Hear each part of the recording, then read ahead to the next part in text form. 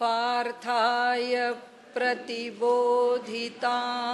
भगवता नारायणेन स्वयं व्यासेन ग्रथितां पुराणमुनिना मध्ये महाभारतम् अद्वैतामृतवर्षिणीं भगवतीम् अष्टादशाध्यायिनीम् अम्ब त्वामनुसन्दधामि भगवद्गीते भवद्वेषिणीम् प्रपन्नपारिजाताय स्तोत्रवेत्रैकपाणये ज्ञानमुद्राय कृष्णाय गीतामृतदुहे नमः। सद्गुरु प्रपन्नपारिजाताय स्तोत्रवेत्रैकपाणये ज्ञानमुद्राय कृष्णाय गीतामृतदुहे नमः। सद्गुरुं सच्चिदानन्दं केवलं करुणाकरं ज्ञानयोगेश्वरं वन्दे ज्ञानदेवं पुनः पुनः।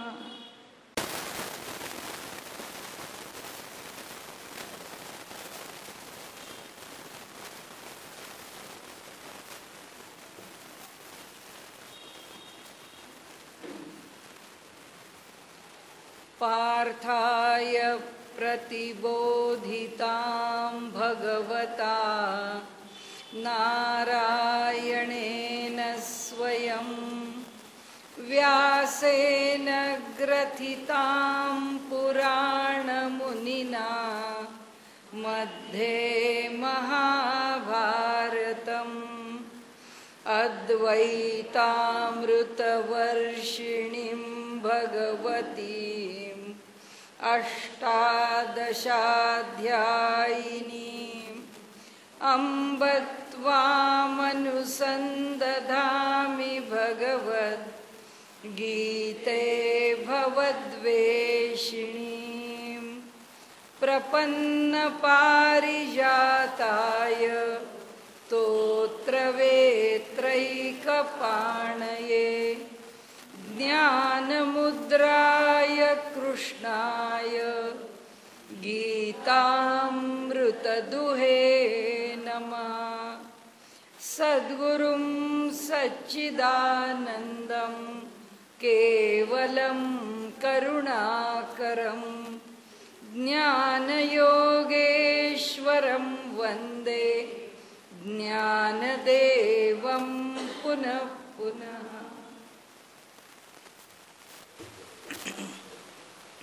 आपला चौथा अध्याय पूर्ण झालाय। आज आपण 5व्या अध्यायाला सुरुवात करत आहोत। या 5व्या अध्यायामध्ये सुरुवातच करताना चर्चेला विषय घेतलेला आहे तो म्हणजे संन्यास श्रेष्ठ का निष्काम कर्मयोग श्रेष्ठ। गीतेचा जो विशेष चर्चेचा किंवा गीतेतला जो ऐरणीवरचा विषय आहे तो हाच आहे की ज्ञानाची श्रेष्ठता मान्य करायची का कर्माची श्रेष्ठता मान्य करायची।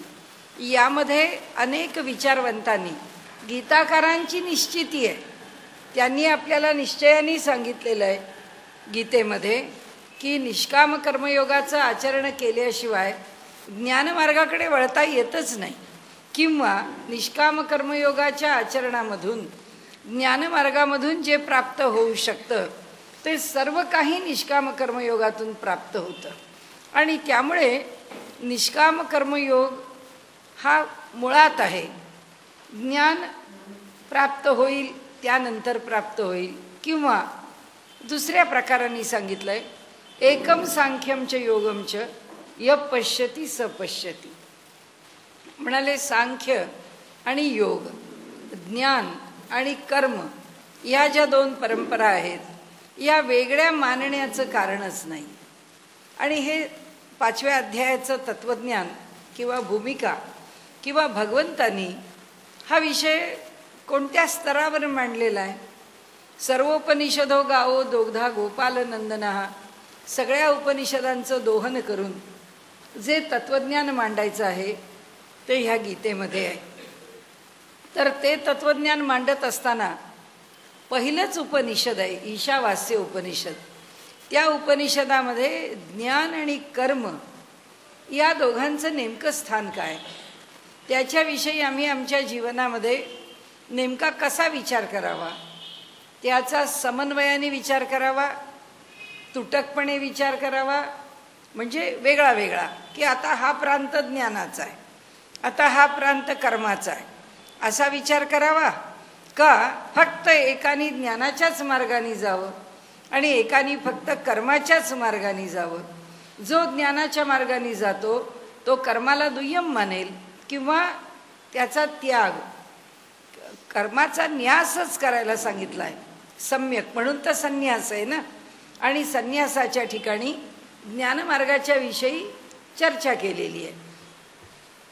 तर हा 5व्या अध्यायामध्ये संबंध उपनिषदामध्ये आलेला कर्ममार्गाचा विचार आणि ज्ञानमार्गाचा विचार त्याचा इथे समन्वय सांगितला आहे, त्याची इथे चर्चा केली आहे.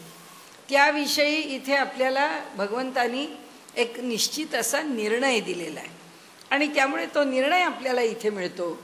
या अध्यायामध्ये फार मोठा विषय आहे, अगदी थोडक्यात मांडलेला आहे, सुटसुटीतपणे मांडला आहे. अगदी सोप्या ओव्यांनी ज्ञानेश्वर महाराजांनी त्या विषयावरती विवरण केलेलं आहे.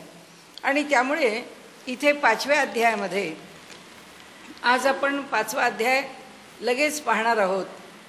त्याचं कारण एकच आहे की आपली मध्ये बऱ्यापैकी मोठी सुट्टी होणार आहे. त्याच्यानंतर आपण जेव्हा इथे एकत्र येऊ तेव्हा जे आत्तापर्यंत झालं आहे त्याचं एकदा उजळणी होईल. मग आज उजळणीमध्ये वेळ घालवण्यापेक्षा ती उजळणी तेव्हाच करता येईल. तर असं आपल्यापुढे मांडण्याचा विषय एक आहे आणि तो म्हणजे 5व्या अध्यायावरती माऊलींनी केलेलं निरूपण आणि उपनिषदांनी त्याच्याविषयी मांडलेली भूमिका. उपनिषदामध्ये चर्चा केली आहे.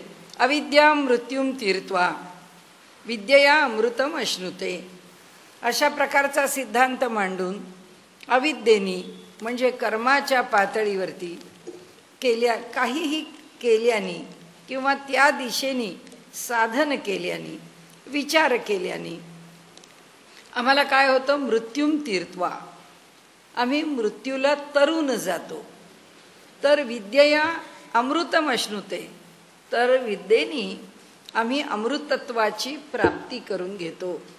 असं एक विधान करून आणि मग संभूती असंभूती असे अनेक विषय जे इतक्या हजारो वर्षांच्या परंपरेमध्ये सुद्धा अजूनही बहुचर्चितच आहेत. गीतेमधला सुद्धा बहुचर्चित विषय ज्ञान आणि कर्म हाच आहे. की गीतेचं प्रतिपाद्य काय, ज्ञान का कर्म, 5व्या अध्यायामध्ये वास्तविक त्याचा समन्वय आहे अशी आपली धारणा आहे.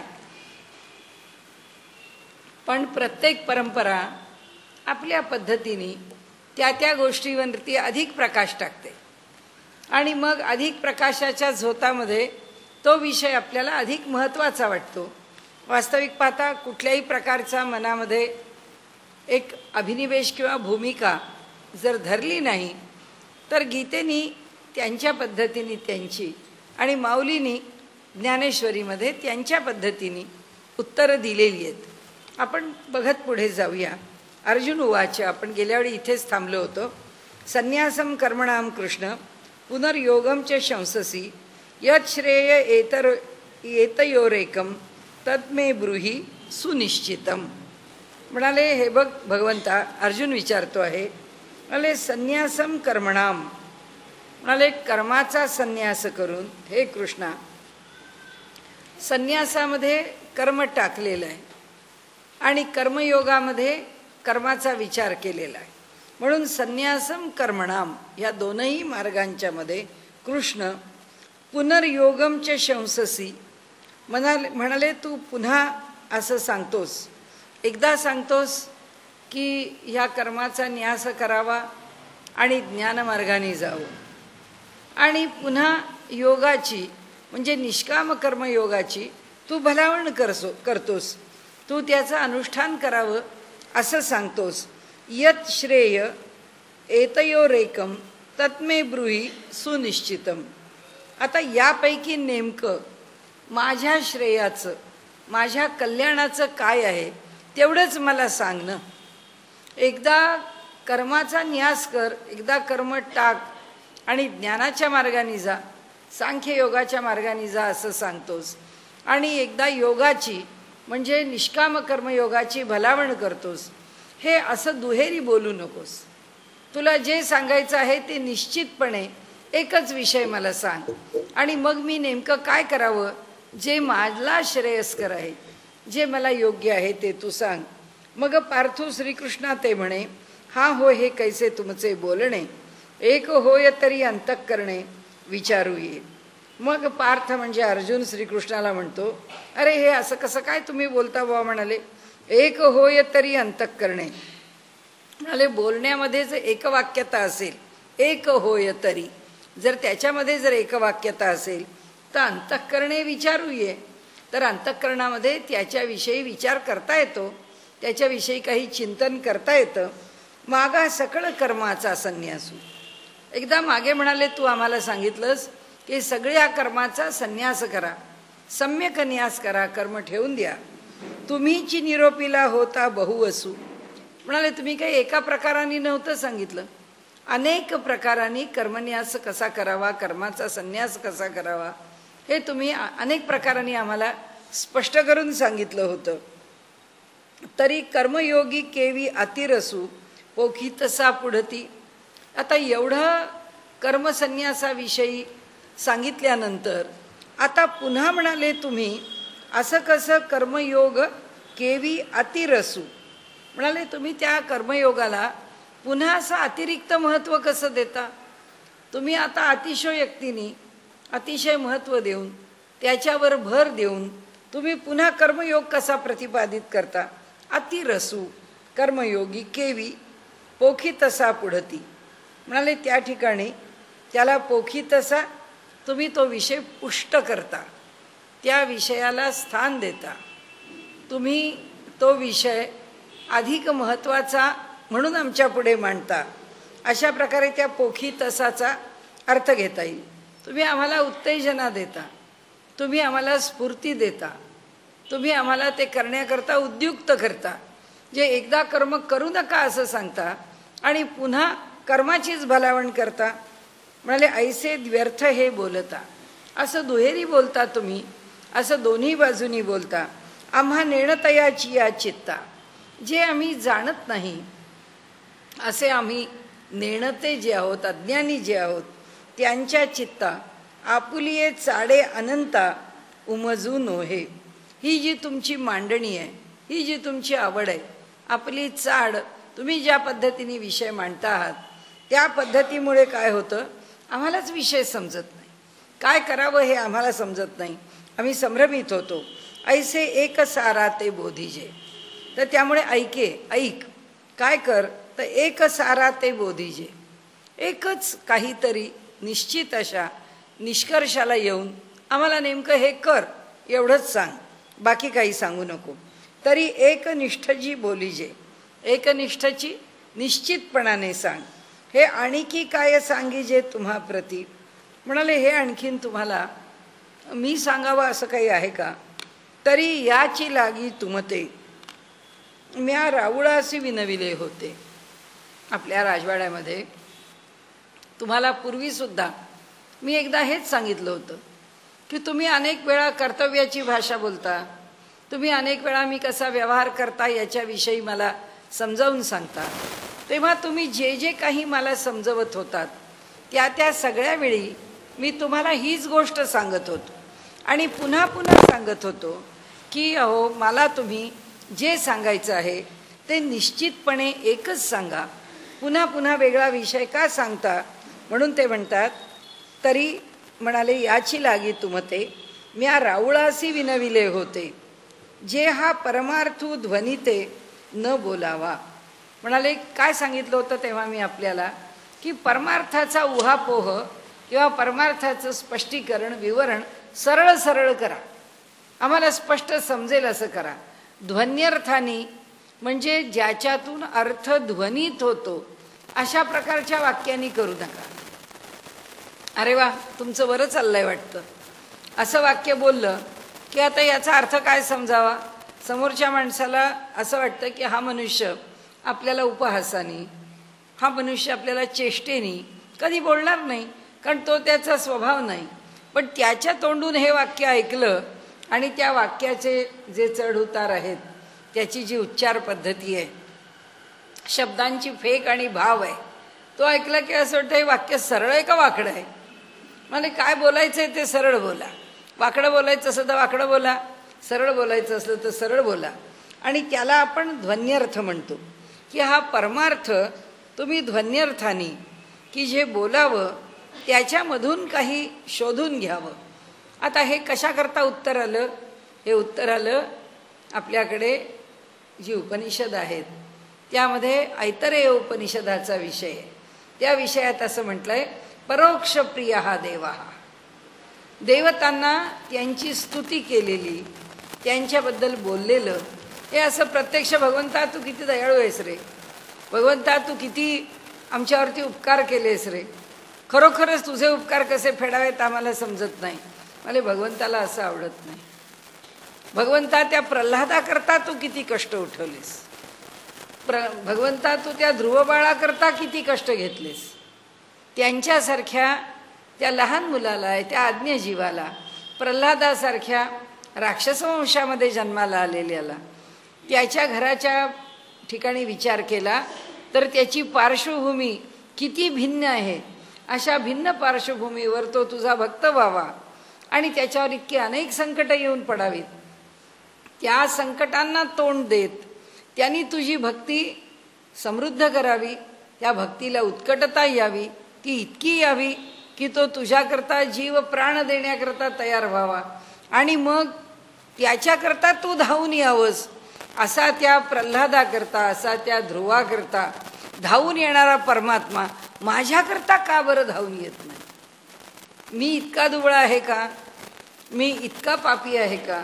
आणि मी कितीही पापी असलो तरी अजामिळासारख्या पाप्याचा उद्धार करणारा माझ्यासारख्याकडे का बरं उपेक्षा मी बघतो?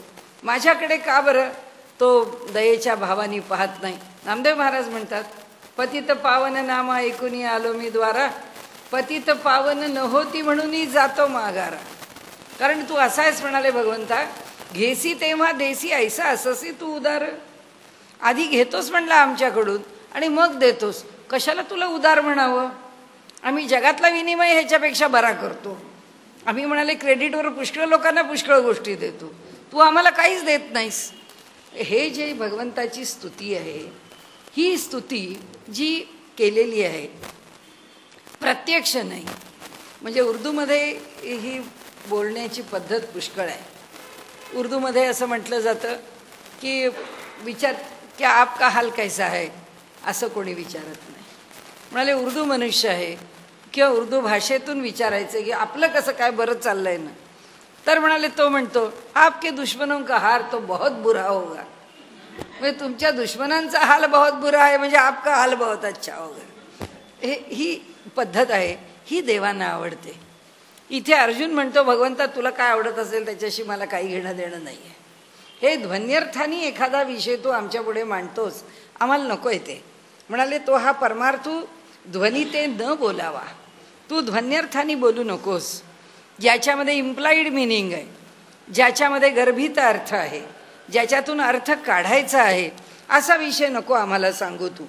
म्हणाले परी मागील असो देवा. जाऊ दे म्हणले, मागे मी तुला सांगितलं होतं तू असं का केलं, त्याच्याकरता मी आता तुला स्पष्टीकरण विचारत नाही, सोडून देतो. म्हणाले परी मागील असो देवा, आता प्रस्तुती उकलू देखावा.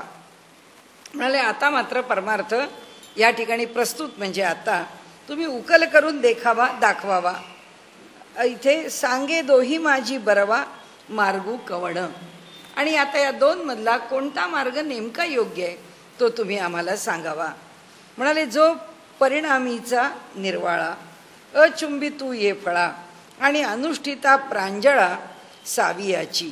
जो परिणामीचा निर्माळा, परिणामीचा ज्याच्यापासून प्राप्त होण्याची खात्री आहेच. परिणाम म्हणजे फल, ज्याचं फल आम्हाला निश्चित मिळणार आहे, खात्री आहे आम्हाला.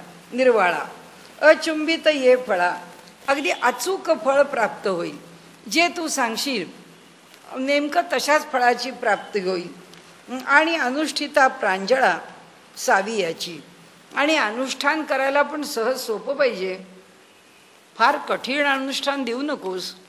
आम्हाला नाही झेपलं तर काय करायचं, आमच्याच्यानी ते व्हायचं नाही. त्यामुळे आम्हाला जमेल असं साधं सोपं सरळ म्हणेल. अल्पदान महापुण्य, आपण काही कथा साध्या लिहित नाही. आपल्या सगळ्या सोमवारच्या मंगळवारच्या कथांमध्ये लिहितानाच आपण लिहिलं आहे अल्पदान महापुण्य, म्हणजे फार दान आपल्याला द्यायलाच नको. आधीच सांगून ठेवलं, आम्ही आपलं थोडं दान देतो, तू पुण्य मात्र भरपूर दे. तसं म्हणाले, आम्हाला अगदी सहज जो परमार्थ करू तो आम्हाला अगदी प्रांजळ म्हणजे अगदी सरळ सरळ सहज करण्यासारखा असा दे, आणि नेमकं यश दे त्यामध्ये. जैसे निद्रेचे सुख न मोडे, उदाहरणादाखल सांगतो म्हणाले. ज्याप्रमाणे निद्रेचं सुख तर सोडावं लागत नाही, आणि मार्गू तरी बहुसाल सांडे. म्हणाले, यामध्ये झोपणं, त्याच्या सुखामध्ये कुठल्याही प्रकारची अडचण न येणं. आता आपल्याकडे मर्सिडीज गाडी आहे, आपल्याकडे BMW गाडी आहे, पुष्कळ 500 किलोमीटरचा प्रवास करायचा आहे, 700 किलोमीटर, काय आपल्याला अडचण आहे? गाडीमध्ये आरामात बसलेलो आहोत आपण, आणि आपण जातोय. तसं म्हणतात की जैसे निद्रेचे सुख न मोडे, आमची झोप एवढीशी सुद्धा मोडणार नाही. आणि मार्गू तरी बहुसाल सांडे, ह्या लांबलचक आम्ही प्रवास करू, पण एवढ्या प्रवासात साधी आमची झोप सुद्धा मोडणार नाही. असं काय पाहिजे? तैसे सोकासना सांगडे सोहपे होय, असं आम्हाला वाहन दे. सोकासन असं आम्हाला वाहन दे की ज्या वाहनाच्या साह्याने आम्हाला सोहपे होय, हा परमार्थ मार्ग जो आहे तो फार सोपा होईल. अगदी आमच्या झोपेला सुद्धा धक्का लागणार नाही. कोणी असं म्हणायला नको, अहो ब्राह्ममुहूर्तावर उठा, 4 वाजता उठा, मग 4ला तुम्हाला जप करायचा तर आधी 3लाच उठा, 3ला उठून तुमचं सगळं अन्निक आवरा, अन्निक आवरून मग 4 वाजता जपाला बसा, तो ब्राह्ममुहूर्त आहे, 4 ते 6:30 ह्या 1 प्रहर चुकवू नका. म्हणाले, असं कोणी सांगता कामा नये. तुम्हाला झोप येते, सावकाश. किती झोपावंसं वाटतं, जेवढं वाटेल तेवढं.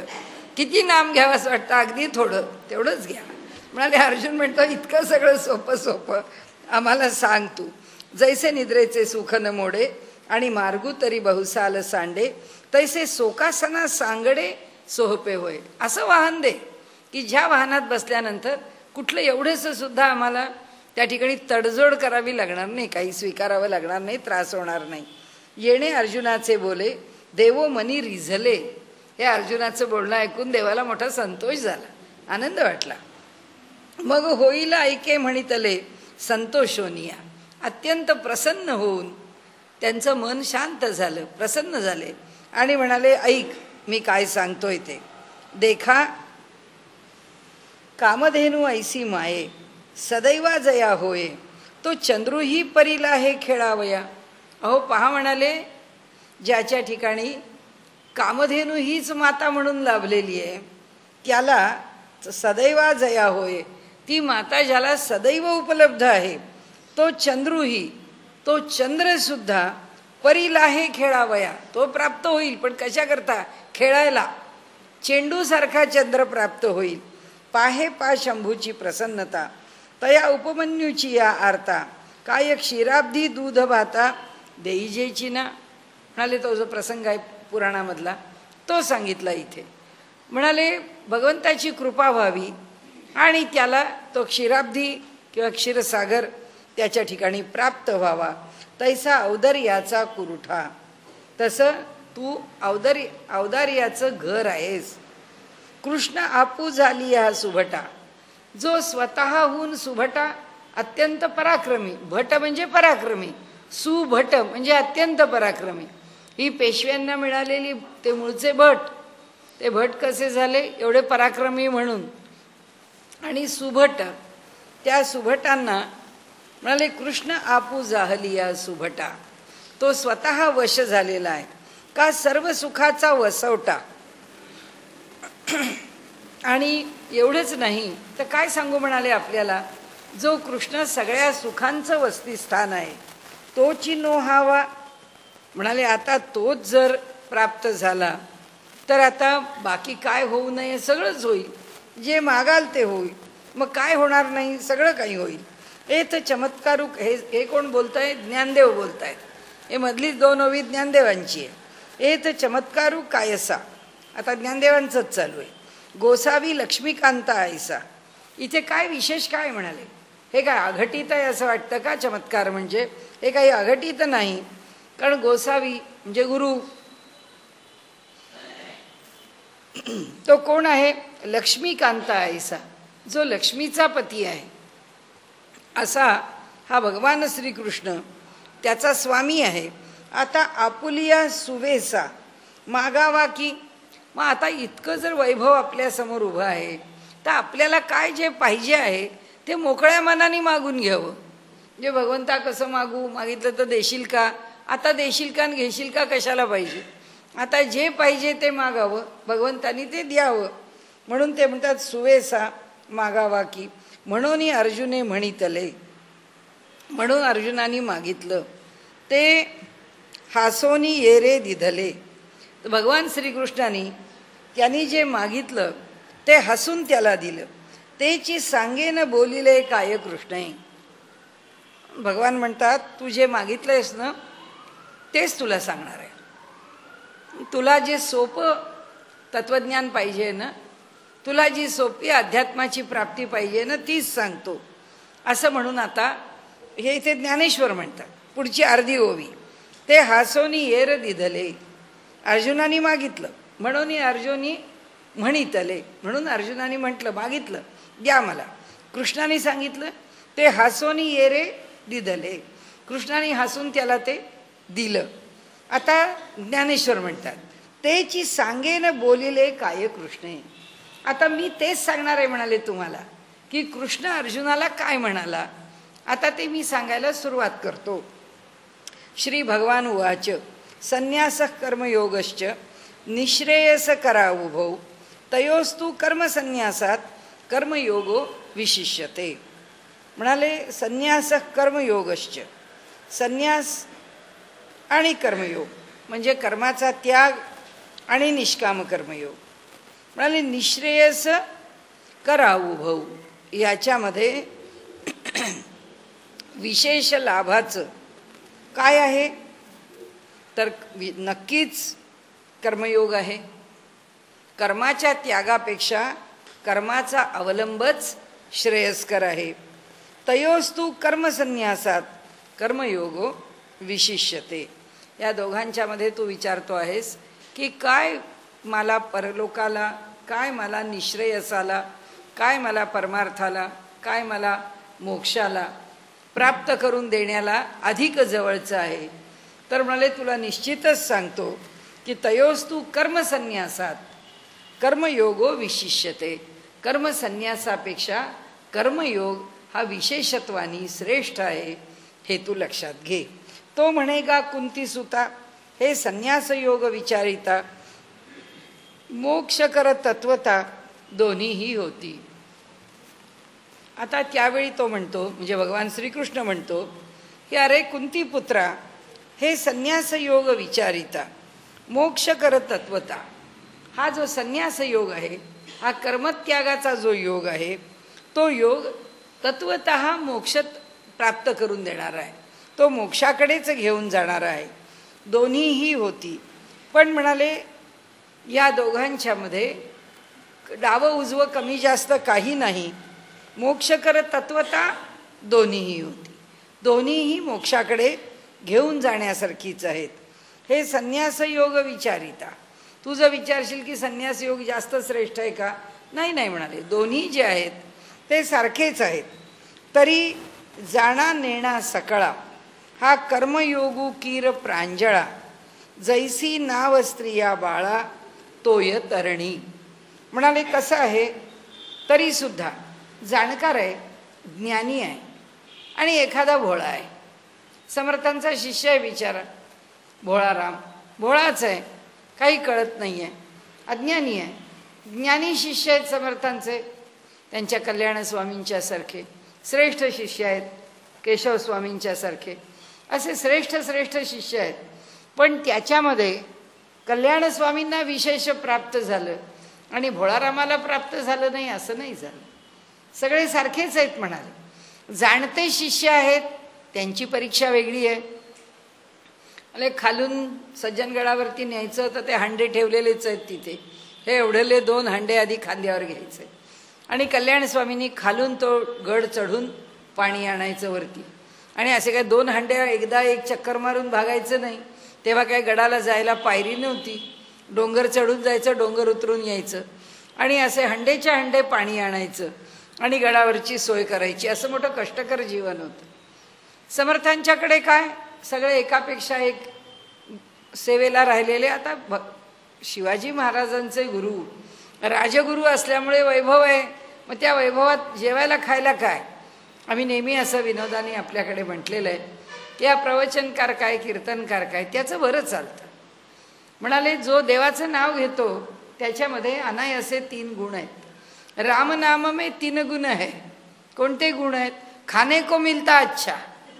हा मनुष्य आपला इकडे तिकडे जातो, लोक हो एवढा मोठा माणूस आपल्या घरी आला, अहो आमच्या इथे कीर्तन करतात, अहो आमच्या इथे प्रवचन करतात, अहो आमच्या इथे भागवत सांगतात, आम्ही ऐकलं आहे त्यांचं, आता हे आमच्या घराकडनं चालेल, तुम्ही आमच्या घरी या हो, तुम्ही आमच्या घरी या हो. मनुष्य त्याच्या घरी जातो, त्याला वाटतं मी काय करू काय नाही. हा बिचारा देवाचं नाव घेतो, इतक्या लोकांना देवाचं नावाची गोडी लावतो.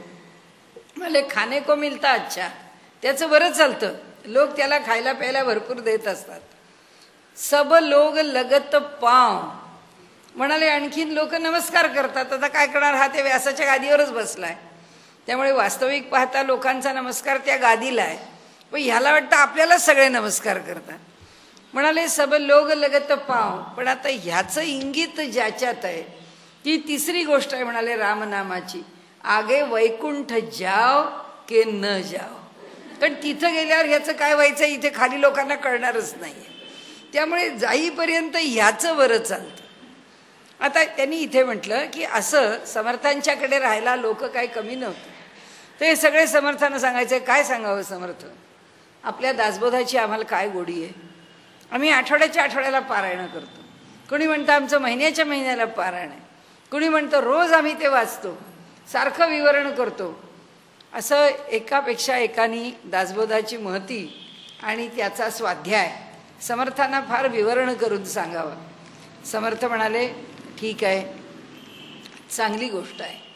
कल्याण स्वामी खालून वरती आले 2 पाण्याचे हांडे घेऊन, समर्थांच्या पुढे उभे राहिले. समर्थांनी बोलावलं म्हणून. म्हणाले काय आज्ञा आहे स्वामी. तेव्हा समर्थांनी सांगितलं की कल्याणा, दासबोध किती वेळा वाचला. नाही वाचला स्वामी. का नाही वाचला. नाही म्हणाले नाही झालं. मग दासबोध लक्षात आहे. हो. कसा काय आहे. आपण लिहायच्या वेळी सांगत होतात आणि मी लिहून घेत होतो, त्यामुळे मी तेव्हा जे श्रवण केलं आहे आणि जे लिहिलं आहे तेवढंच त्याच्यावरचं माझं काम आहे. मग म्हणाले मी ह्या सगळ्या लोकांना विचारलं आहे की दासबोधाच्या अमुक अध्यायातली अमुक दशकातली ओवी मी म्हणून दाखवली. त्यांना म्हटलं मला तो दशक तरी सांगा, नाहीतर समास तरी सांगा. तर म्हणाले कोणाला सांगता आलं नाही, तुझ्या लक्षात आहे का. हो म्हणाले. आणि त्यांनी ताबडतोब ती कोणत्या दशकातली आहे, कोणता समास आहे, ती ओवी काय संदर्भातली आहे ते त्यांनी ताबडतोब सांगितलं. समर्थ म्हणाले कल्याणा तुझ्या कसं लक्षात.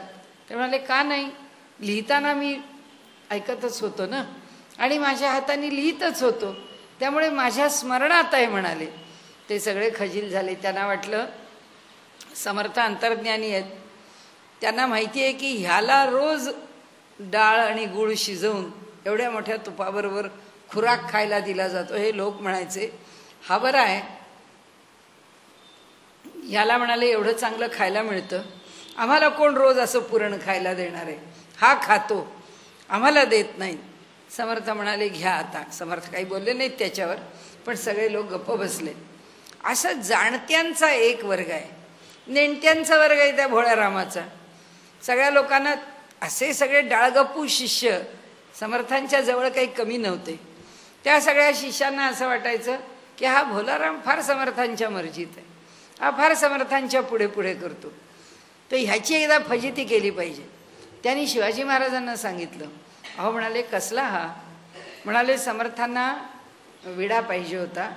म्हणाले, समर्थांना हा रोज विडा कुठून देतो? समर्थांची दुपारची भिक्षा झाल्यानंतर, आणि आता विडा खायची वेळ आली. समर्थांनी म्हणाले सांगितलं की अरे भोळ्या, माझा विडा घेऊन ये. म्हणाले, ह्या लोकांनी शिवाजी महाराजांना सांगितलं नाही. हे सगळे लबाड शिष्य यांनी तो त्यांचा खलबत्ता जो कुठून त्यांचा विडा द्यायचा तो खलबत्ता लपवून ठेवला. आता समर्थांनी विडा मागितला, समर्थांना विडा कसा द्यावा? तर विडा कसा द्यावा प्रसंग आला. आता भोळरामाने आपल्या तोंडातच विडा घातला, तोंडातच तो चावला आणि तो कुठल्यासारखा केला, आणि तो विड्याचा कूट किंवा तो तांबूल तो समर्थांना देण्याकरता तो घेऊन गेला. आता शिवाजी महाराजांना आधीच सांगून ठेवलं होतं की असा प्रसंग आम्ही घडवला होता, आजही तुमच्या समोर आम्ही तेच घडवतो बघा. तर त्याप्रमाणे तो विडा गेला, विडा घेतला. शिवाजी महाराज म्हणाले, हा कशात कुठला? कुठे आहे खलबत्ता? त्यांनी सांगितलं, हो खलबत्ता सापडला नाही. तर शिष्यांनी सांगितलं, हो कुठला खलबत्ता? यांनी तोंडातच तो चावलाय. आणि समर्थान अरे अरे अरे म्हणले. शिवाजी महाराज म्हणाले, माझ्या सद्गुरूंना हा असा उष्टा विडा आणून देतो. अरे अरे म्हणाले, हे काही बरं नाही, मी समर्थांच्या पुढेच विचारतो. आणि म्हणून शिवाजी महाराजांनी ही सगळी बातमी काढली आणि समर्थांच्या पुढे म्हणाले की अरे कुठे आहे तो खलबत्ता, ज्याच्यामध्ये हा विडा कुठला, तो घेऊन या. असं सांगितल्याबरोबर त्या भोल्या रामाने आपलं मस्तकच कापलं आणि त्यांनी सांगितलं, हे घेऊन जा आणि सद्गुरूंच्या इथे द्या. आता काय समर्थांना याला पुन्हा जागेवर आणणं भाग पडलं. पण ही जी भक्ती आहे, कोण ज्ञानी आहे इथे? काही ज्ञान नाही आहे. समर्थांनी पायाला आंबा बांधून ठेवून दिला. सगळ्या शिष्यांना सांगितलं, गळू झालंय. समर्थ मोठे सगळ्या कलांमध्ये निपुण होते. असं नाटक सुरू केलं समर्थांनी की आपल्या पायाला काहीतरी झालंच आहे. अरे अरे अरे दुखतंय, असं झालं तसं झालं, बसवत नाही, उठवत नाही. आणि शेवटी इतकं झालं, आता मला थंडी भरली, सगळं हुडहुडी आलं. ते सगळं नाटक होतं. इतक्या प्रकाराने समर्थांनी नाटक केलं. सगळ्या शिष्यांना वाटलं, काय हे काय हे काय हे? समर्थ किती आजारी पडले. समर्थांना विचारला, हो सगळं तर तुम्ही तुमचं आजारपण बरे करणारे आहात, हे सगळं असं आजारपण कसं राहिलं तुम्ही? समर्थ म्हणाले, त्याच्यावरचा उपाय फार अवघड आहे. म्हणाले, काय उपाय आहे? जो असेल तो उपाय आम्ही करू. तर त्यांनी सांगितलं, तर इतकं सोपं नाही आहे. तो जो पायाचा पू आहे त्याच्यामध्ये झालेला, तो सगळा तोंडाने शोषून घेतला पाहिजे. आता तो पू शोषून कोण घेणार? ते सगळे एकेकाने पाय काढता घेतला. म्हणाले, यांच्या पायाचा पू घेईपर्यंत आपलं बरडच आहे, आपण काही जिवंत राहत नाही. भोलेरामाने ऐकलं आणि भोळ्या रामाने सांगितलं, मी घेतो ना. तो काय पू आहे त्याच्यामध्ये जे काही झालेलं आहे घाण, ती सगळ्या घाणीचा निचरा मी करून देतो. आणि त्यांनी त्यांच्या पायाचं ते जे गळू आहे ते फोडलं आणि ते आता काय तो आंबाच बांधलेला होता. इतका सुंदर पिकलेला आंबा, त्यांनी त्या आंब्याचा रस घेतला. आता सगळ्या शिष्यांना कळलं की सद्गुरूंच्या ठिकाणी सेवा कशी असते. ज्ञान किती आहे आणि ज्ञान कोणाला नाही आहे. ज्ञानी लोक आहेत त्यांनाही हा मार्ग आहे, अज्ञानी आहेत त्यांनाही मार्ग आहेत. ज्ञानी समर्थांच्या बरोबर गेले काशीच्या दर्शनाला, काशी यात्रेला, याला ठेवला इथेच, पण समर्थ त्याला दर्शन दिल्याशिवाय राहतील काशीचं? समर्थांनी त्यांना आपल्या गोष्टी वाढतील म्हणून गोष्ट सांगत नाही. समर्थांनी त्यांना पुन्हा गंगेच्या तीरावरती आणलं योग्य पद्धतीने. साक्षात मारुतीराय घेऊन आले आणि त्यांना काशीचं दर्शन घडवलं. म्हणाले, असं होत नाही. शहाणा आहे का वेडा आहे याच्यावरती भाव अवलंबून नाही आहे. ज्याच्याकडे भावाला उत्कटता आली आहे तो जाणकार असेल, तो ज्ञानी असेल, नाही तर अज्ञानी असेल, परंतु म्हणाले त्याला एकच फळ आहे. माऊलींनी पुढे म्हटलंय, तळलिया वरलिया एकची पक्वान नाही. म्हणाले, जो गीता मंदिराच्या, ज्ञानेश्वरी मंदिराच्या अगदी बाहेर श्रवणाच्या द्वारामध्ये बसून कुणाकडून तरी आमच्यासारख्या एखाद्या गवाळ्याच्या, म्हणाले तो जो श्रवण करत असला तरी सुद्धा त्याला तेच फल आहे. जे फल म्हणाले थेट त्या गाभाऱ्यामध्ये पोचणारा ज्ञानी पंडित आहे. त्याला जे फळ आहे तळलिया वरलिया एकची पक्वान्ने, हा परमात्मा श्रीमंत आहे. तो फक्त भाव पाहतो आणि त्या भावाचं फल देतो. म्हणून त्यांनी इथे सांगितलं, तरी जाणा नेणा सकळा या सगळ्यांच्या करता हा कर्मयोगू कीर प्रांजळा. म्हणजे तुला खरंच सांगतो अर्जुना, हा जो निष्काम कर्मयोग आहे ना, हा अत्यंत शुद्ध आहे, विशुद्ध आहे. त्याच्यानंतर त्याच्या इतकं श्रेष्ठ जैसी नाव स्त्रिया बाळा तोय तरणी. जशी लहान बालकं आणि स्त्रिया यांना जर मोठा नद पार करून जायचा आहे, या तीरावरून त्या तीराला जायचं आहे, कसे जातील? नावेतच बसावं लागेल आणि जातील. एखादा ताकदवान कुणीतरी तरुण पुरुष आहे, तो म्हणाले जाईल पोहून पोहून, पण हे लोक जाऊ शकणार नाहीत. ना बालकं जातील ना नाजूक स्त्रिया जातील. आणि त्यामुळे ते म्हणतात की त्यांना जशी नाव उपयोगाची आहे, तसं निष्काम कर्मयोग रूपी नाव ही जाणकारा करता आणि अजाणत्या करता सारखीच फलदायी आहे. काही फरक नाही आहे म्हणाले त्याच्यामध्ये. तेथे सारासार पाहिजे तरी सोहावा हाची देखे. म्हणाले सोहपा हाची देखीजे, येणे संन्यास फळ लाहीजे अनायासे. तैसे सारासार पाहिजे. तसं म्हणाले काय योग्य आहे काय अयोग्य आहे याचा विचार केला पाहिजे. करा विचार, तुम्ही विवेक करा, तुम्ही चिंतन करा, तुम्ही मनन करा, याच्यावरती तुमच्या मनाने निर्णय घ्यायला जा, असं आम्हाला ज्ञानेश्वर माऊलींनी ओवीच्या ह्या पहिल्या चतकोर भागात सांगितलंय. तैसे सारासार पाहिजे, करा म्हणाले. सारासार विचार तुम्ही करा ह्या दोन मार्गांविषयी. तरी सोहपा हाची देखीजे, तरी सुद्धा सोपा मार्ग हाच आहे हे लक्षात येतं. येणे संन्यास फळ लाहीजे अनायासे. याच्यामुळे जे संन्यास मार्गाने ज्ञानमार्गाने मिळणारं फळ आहे तेच फळ या मार्गाने मिळणार आहे. काही फरक पडणार नाही आहे म्हणाले हा मार्ग आणि तो मार्ग. आता याची लागी सांगेन तुझं संन्यासी याचे चिन्ह, मग सहजे हे अभिन्न जाणसी तू. एवढ्या करताच म्हणाले तुला मी ह्या दोन्हीची लक्षणं सांगते. तुला पहिलं संन्यास मार्ग जर फार जसा लोकांना भक्ती आहे, नाम घ्यायचं, कुठे भजन करायचं, कुठे कीर्तन ऐकायचं, कुठे भागवत कथा ऐकायची, हे सगळं जरा थोडं आपल्या लेव्हलपेक्षा खाली आहे. आपली लेव्हल जरा अधिक आहे. आपण हे नाही ऐकणार, आपण फक्त उपनिषद ऐकू, आपण फक्त काही इंग्रजीमध्ये त्यातल्या त्यात, ते सुद्धा एखादा फॉरिनर असला तर अधिक प्रेमाने ऐकू म्हणाले. म्हणजे मग अध्यात्म बरोबर चाललेलं आहे. हे असं आमच्या खेडेगावामध्ये मनुष्य आहे, पुष्कळ साधन करतो आहे, उत्तम कीर्तन करतो आहे, भगवंतावरती श्रद्धा आहे, साधा आहे, वाणी चांगली आहे, पवित्र आहे, त्याला कोण विचारतो? त्याला नाही म्हणाले कोणी विचारत. हे असं एकापेक्षा एक काही वेगळं असलं की मनुष्य त्याला विचारतो. तरी सोहपा हाची देखीजे. परंतु आजकाल कसं आहे, आजकाल तिकडचा का इकडचा हाही विषय नाही.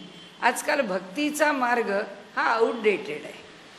आजकाल जो मार्ग एकदम पॉप्युलरली लोकांच्या मध्ये प्रसिद्धीला आलेला आहे तो म्हणजे योगा.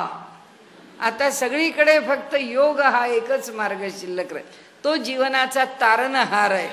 आणि त्यामुळे लोक म्हणतात भक्ती व्यक्ती काय ठीक आहे, आम्ही योगा करतो, आमचे योगा टीचर अमुक आहेत. मग त्या योगा टीचरची त्या ठिकाणी गुरुपौर्णिमा सादर होते, तेथे मोठमोठे उत्सव होतात, पण कोणाला ज्ञानदेवांची आठवण होत नाही, कुणाला नामदेवांची आठवण होत नाही, कुणाला तुकारामांची आठवण होत नाही, कुणाला एकनाथांची आठवण होत. हे एवढे मोठे मोठे सत्पुरुष जे वंदनीय आहेत त्यांचं स्मरण होत नाही. मनुष्य इतक्या लौकिक आणि इतक्या छोट्या गोष्टीमध्ये सगळे गुरु सारखे श्रेष्ठ आहेत. पण गुरु शब्दाची व्याख्या, जो आम्हाला जे शिकवतो, दत्तात्रेयांनी 24 गुरु केलेत. त्या मुंगीला सुद्धा, त्या हातातल्या काकणाला म्हणजे कंकणाला सुद्धा गुरु केलेला. तर ज्यांनी शिकवलं तो गुरु आहेच, पण शेवटी ज्याच्या पुढे नतमस्तक व्हायचं तो सद्गुरू आहे, तो सतचा मार्ग दाखवणारा आहे. त्याच्या पुढे ह्यापैकी कुणाकडे नतमस्तक होऊ नये असं आपण म्हणत नाही, त्याचा कृपया गैरसमज करू नये. पण मनुष्य इतक्या छोट्याशा गोष्टीमध्ये समाधान पाहून त्याच जगामध्ये आपल्याला कुणीतरी समजायला लागतं. केवढं मोठं क्षेत्र आहे, या अध्यात्माच्या क्षेत्रातले केवढे मोठे अधिकारी आहेत. त्यांनी इथे सांगितलंय की हा मार्ग सोपा आहे या निष्काम कर्मयोगाचा. येणे संन्यास फळ लाहिजे अनायासे. या मार्गामध्ये संन्यासाचं जे फल आहे ते अनायासे प्राप्त होणार आहे. त्याकरता काही कष्ट करायची गरज नाही आहे. आता याची लागी सांगेन तुझं संन्यासी याचे चिन्ह, मग सहजे हे अभिन्न जाणसी तू. आता मी तुला संन्यासामधून प्राप्त होणारी जी लक्षणं आहेत ती लक्षणं सांगेन. मग ती लक्षणं ऐकलीस की तुला कळेल की अरे हा मार्ग आणि तो मार्ग काही भिन्न नाही. आता लक्षणांना सुरुवात केली. ज्ञेयस नित्य संन्यासी यो न द्वेष्टी न कांक्षती निर्द्वंद्वो हि महाबाहो सुखम बंधात प्रमुच्यते. ज्ञेय हा जे जाणून घेण्याला योग्य आहे. सहा नित्य संन्यासी म्हणाले हेच जाणून घे तू अर्जुना की तोच नित्य संन्यासी आहे. यो न द्वेष्टी न कांक्षती, जो कशाचीही अपेक्षा करत नाही आणि जो कशालाही नको म्हणत नाही. ज्याला हे मला हवं आहे असं वाटत नाही आणि ह्याला हे मला नको आहे असंही वाटत नाही. हे माझ्या आवडीने मला मिळावं आणि हे मला मुळीच आवडत नाही म्हणून माझ्यापासून दूर राहावं असंही त्याला वाटत नाही. यो न द्वेष्टी न कांक्षती निर्द्वंद्वो हि महाबाहो. हा राग द्वेष आदी जगातली जेवढी द्वंद्व आहेत त्या सगळ्या द्वंद्वांच्या तो पलीकडे. निर्द्वंद्वो हि महाबाहो पराक्रमी पुरुषा सुखम बंधात प्रमुच्यते. हा अनायासे सुखम सुखानी या जगातली जी बंधनं आहेत त्या बंधनापासून तो सहज मोकळा होतो. ती बंधनं गळून पडतात त्याच्यापासून. कारण का? तो कशाची ना अपेक्षा करतो ना कशाला नको म्हणतो. त्यामुळे अर्जुना हे लक्षात घे तू की ज्या माणसाच्या ठिकाणी त्याला भगवं लागतं का पांढरं लागतं त्याला काहीही चालतं. म्हणाले त्याला संन्यास घ्यावा लागत नाही, त्याला कर्माचा न्यास करावा लागत नाही, त्याला कर्म टाकावं लागत नाही. ज्याच्या ठिकाणी द्वंद्व संपलं, ज्याच्या ठिकाणी रागद्वेष संपले, ज्याच्या ठिकाणी अपेक्षा आणि तिरस्कार संपला, तो म्हणाले या द्वंद्वातून मुक्त झाला. आणि जो द्वंद्वातून मुक्त झाला त्याच्यापासून सगळे बंध आपोआप गळून गेले, त्याच्या ठिकाणी राहिलेच नाहीत. तरी गेली याची से न करी. जे गेलं ते गेलं. न पवता चाड न धरी. पवता समजा मिळालं नाही काही, न पवता, पवता मिळणे, न पवता न मिळणे. मिळाले नाही तर चाड न धरी, त्याची अपेक्षा करत नाही. त्याला असं वाटत नाही की हे मला मिळालं पाहिजे. जो सुनिश्चळू अंतरी मेरू जैसा.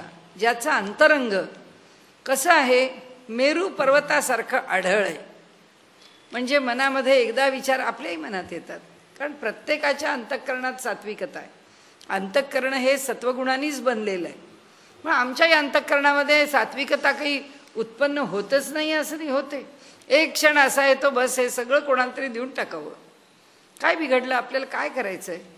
अगदी बोलता बोलता माणसं अहो काय भरोसा, आज सकाळी अमुक असं होतं आणि संध्याकाळी तसं राहिलं नाही. काही भरोसा नाही हो आयुष्याचा. जोपर्यंत आहे तोपर्यंत आहे. मग या सगळ्याचा लोभ कशाला.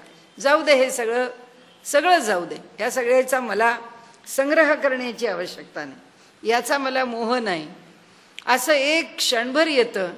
आणि प्रत्यक्ष देण्याकरता जेव्हा तो कृती करायला पुढे येतो तेव्हा त्याची बुद्धी रजतम गुणाने आवृत्त होते. मग तो म्हणतो नाही आत्ताच कशाला, बघू पुढे, आजच देण्याची घाई काय. आणि म्हणून त्यांनी सांगितलं की अंतःकरणातले संकल्प असे डळमळीत होत नाहीत. जो संकल्प केला तो केला, त्या संकल्पावरती ते निश्चयाने उभे असतात. त्यांच्या अंतःकरणामध्ये तो निश्चयाचा महामेरू, शिवाजी महाराजांचं वर्णन केलंय समर्थांनी. म्हणाले तो निश्चयाचा महामेरू आहे. या मेरू पर्वताचं वर्णन इथे माऊली करतात. तो महामेरू आहे. म्हणाले तो श्रेष्ठ असा पुरुष आहे की ज्याच्या अंतःकरणामधली जी त्याची ध्येयाची भूमिका आहे, जी कार्याच्या विषयीची भूमिका आहे, जे मिळवायचंच आहे यश म्हणून, जे करायचंच आहे समाजाकरता म्हणून, जे करायचं आहे धर्माकरता म्हणून, त्याकरता त्याच्या अंतःकरणामधल्या श्रद्धा, भावना, विचार, निर्णय, निष्कर्ष पक्के आहे. याच पद्धतीने पुढे चालेल, अशाच पद्धतीने कार्य होईल, अन्य प्रकारांनी नाही. आणि म्हणून म्हणाले त्याच्या मनामध्ये हे नको नाही, हे पाहिजे नाही, काहीच नाही. हे नकोही नाही, हे पाहिजेही नाही. यावरती त्याचं अंतःकरण निश्चल आहे. त्याच्या अंतःकरणात कोणताच संकल्प नाही, कोणताच विकल्प नाही. आणि असा संकल्प विकल्प रहित अंतःकरणाने असलेला तो पुरुष कशाने युक्त आहे? संकल्पही नाही, विकल्पही नाही. मग काय आहे त्याच्या ठिकाणी? त्याच्या ठिकाणी फक्त शुद्ध सत्व आहे, फक्त शुद्ध सात्विकता आहे.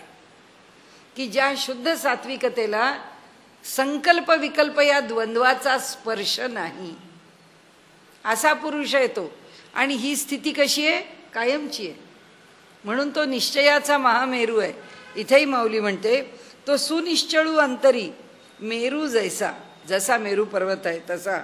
आणि मी माझे ऐसी आठवण, मी माझं मला, हे ज्याला माहीतच नाही, स्मरतच नाही, विसरले जयाचे अंतःकरण. ही प्रसिद्ध ओवी आहे ज्ञानेश्वरीची. पार्था तो संन्यासी जाण निरंतर. संन्यासी शब्दाची व्याख्या केली आहे आणि लोक संन्यासी पुरुषाचं वर्णन करताना ही ओवी वापरतात. आणि म्हणाले पार्था तो संन्यासी जाण निरंतर. तो संन्यासी कसा आहे? निरंतर संन्यासी. तो पांढऱ्यात आहे का भगव्यात आहे हा विषयच नाही आहे. तो संन्यासीच आहे, कारण त्याच्या अंतःकरणामध्ये कोणतीच संकल्प विकल्पात्मक भावना नाही. तो सर्व द्वंद्वांच्या अतीत आहे. म्हणाले जो मने ऐसा जाहला संगी तोची सांडिला, म्हणून सुखे सुख पावला अखंडित. जो मने ऐसा जाहला, जो निर्विकल्प झाला आपल्या मनाने, संगी तोची सांडिला, त्याचा संग, आसक्ती, त्याचे बंध आपोआप सुटून गेले. म्हणून सुखे सुख पावला. म्हणून अट्टहासानी नाही, सुखानी, सुखाची प्राप्ती करता झाला. कशी? अखंडित. स्वस्वरूपाचं अनुसंधान आवडत असेल तो शब्द घ्यावा. अखंड सहज स्थितीतली भक्ती आवडत असेल तो शब्द घ्यावा. प्रत्येक कर्माचं अधिष्ठान परमात्माच आहे, करणाराही तोच आहे, कर्म त्यालाच समर्पित आहे, फलही त्याला समर्पित आहे. कर्मयोगाची भूमिका घ्या. भूमिका कोणतीही घ्या, कोणत्याही मार्गाने घ्या. ध्यान मार्गाने घ्या, पतंजली योगाच्या अष्टांग योग मार्गाने घ्या. कैवल्याची स्थिती तीच आहे. नाहीतरी माऊलींना तरी काय जे म्हटलं आहे ती कैवल्य स्थितीमध्ये असणारच एक मुशीत घातलेलं आमच्या डोळ्याला दिसणारं रूप आहे. नाही तर अखंड ब्रह्मच आहे, त्याशिवाय काय आहे दुसरं. म्हणून ते म्हणतात की सुखे सुख पावला अखंडित. ज्या सुखाला कुठेही मध्ये अडसर नाही, असं अखंड सुख ज्याच्यातून मिळतं ते सुख तो प्राप्त करतो. आता गृहादिक आघवे ते काही न लगे त्याच्यावे. त्याच्याकरता घर सोडावं लागत नाही, त्याच्याकरता दार सोडावं लागत नाही, त्याला जेवण सोडावं लागत नाही, त्याला खाण सोडावं लागत नाही, काही नाही. खाणं पिणं जेवण झोप काही सोडायची गरज नाही. जे घेते जाहले स्वभावे निसंगू म्हणवनी.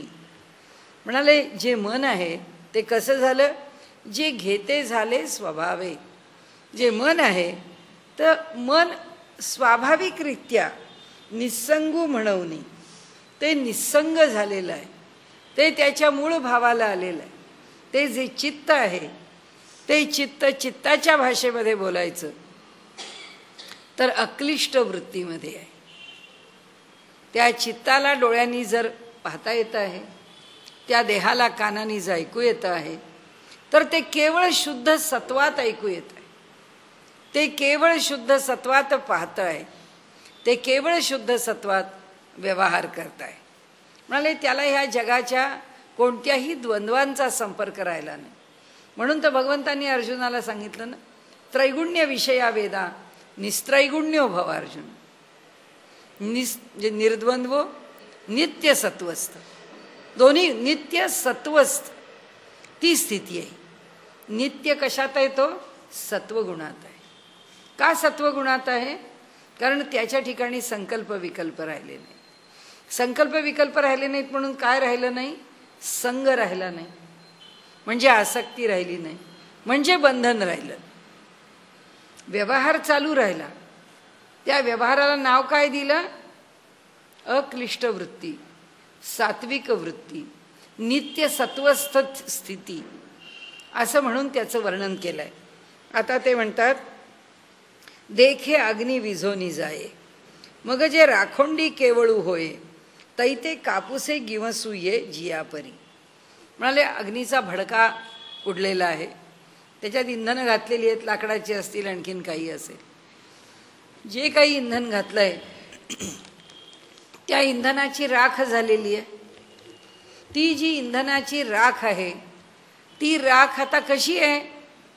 साधं कापूस घेतला तर त्या कापसात सुद्धा ठेवता येणार आहे, आणि आधीची आग, तिच्या कापसाचा स्पर्श, एका क्षणात कापूस जळून जाईल. म्हणाले हा कसा झालेला आहे?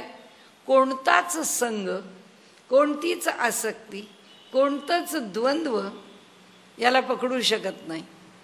सगळे सुटून गेलेले. मग ह्याची स्थिती कशी आहे? की हा कुठेही राहील. कसा राहील? ती राख जशी कापसात राहते, त्या कापसाच्या घडीत राखेला ठेवलं तर जसा काही त्रास होत नाही, तसं याचं अंतःकरण केवळ निवालेलं आहे. आपण पाहिलं ना मागे, त्यांनी सांगितलं हा जो माझा शांत रस आहे ना, हा उरलेल्या रसांच्या वरती आहे. इथे माऊली पुन्हा त्याचीच भलावण करत आहे की हा योगी कसा आहे? अत्यंत शांत, निर्विकल्प स्थितीमध्ये, नित्य सत्वस्थ अवस्थेमध्ये. आणि म्हणून ते सांगतात की तैसा असतेनी उपाधी ना कळीजे तो कर्मबंधी, जयाचीचे बुद्धी संकल्पू नाही. उलटी ओवी लावायला लागेल. जयाचीचे बुद्धी संकल्पू नाही. ज्याच्या बुद्धीमध्ये संकल्प शिल्लक राहिला नाही, तैसा असतेनी उपाधी.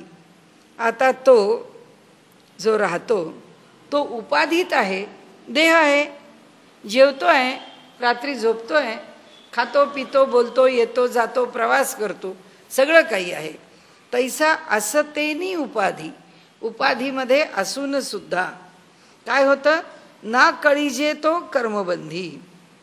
पण तो त्या कर्माच्या बंधनामध्ये आकळला, बांधला, जाणला जात नाही.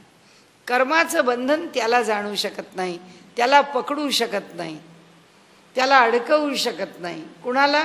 ज्याचं अंतःकरण, ज्याची बुद्धी संकल्परहित झालेली आहे. तो ह्या जगामध्ये व्यवहार व्यापार करतो, परंतु तो कशाच्याही मुळे अडकला जात नाही.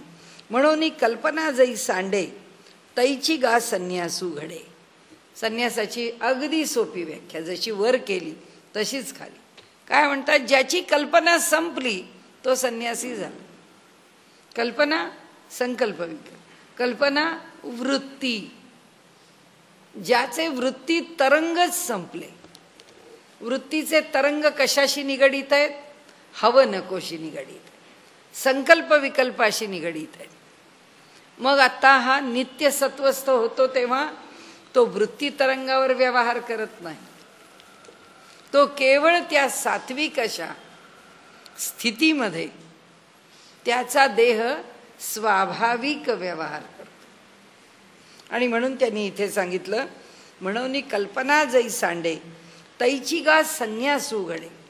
तेव्हाच संन्यास घडतो जेव्हा कल्पना संपते. या कारणी दोन्ही सांगडे संन्यासू योगू. म्हणून तराजूमध्ये तोलायला घ्या दोन्ही, तर निष्काम कर्मयोग आणि इकडे संन्यास दोन्ही सारखंच आहे. दोघांच्या मध्ये काही अंतर नाही आहे. हे दोन्ही एकमेकांच्याच अधिकाराचे आहेत, तुल्यबळ आहेत.